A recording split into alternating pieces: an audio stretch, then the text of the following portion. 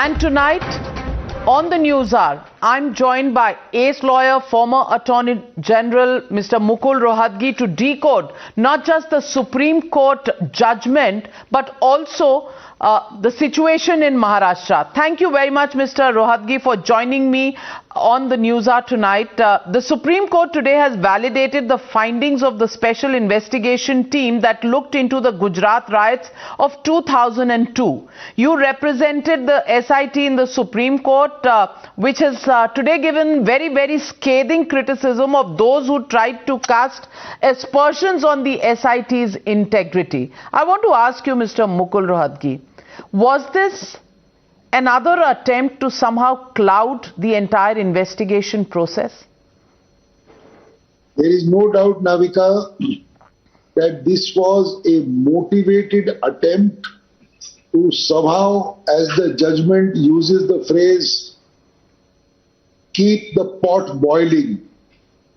And in fact, it was a phrase used by me and the judgment acknowledges that.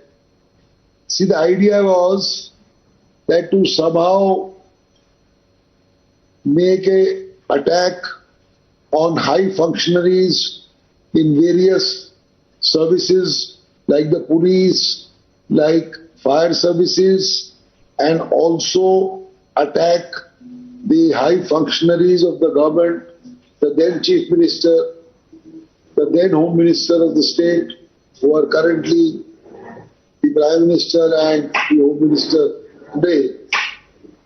The court has held that this was not only motivated, but this was an abuse of the legal process, because I had argued that this is not really Zakia who is protesting and keeping this kind of thing boiling, but it was some motivated forces behind her who were using her name, that she was merely a name lender.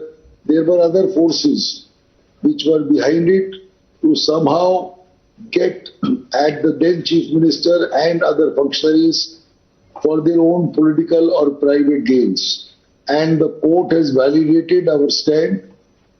And in fact, the SIT has been applauded by the court.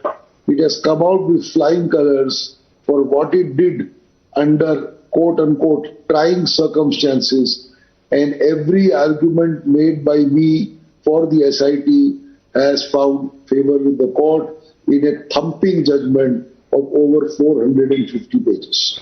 Mr. Rohatgi, the court also uses an expression and calls these people you have called are the people who were using the name of Zakia as protagonists of quest for justice sitting in air-conditioned offices.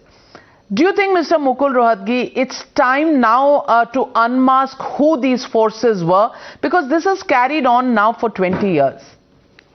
There is no doubt that it is time to unmask them or unveil them, and in the concluding portions of the judgment to bring them into the dock and take proceedings against them for vexatious proceedings and malicious proceedings launched by them after the SIT had completed its job. Charge sheets had been filed under the direct supervision of the Supreme Court.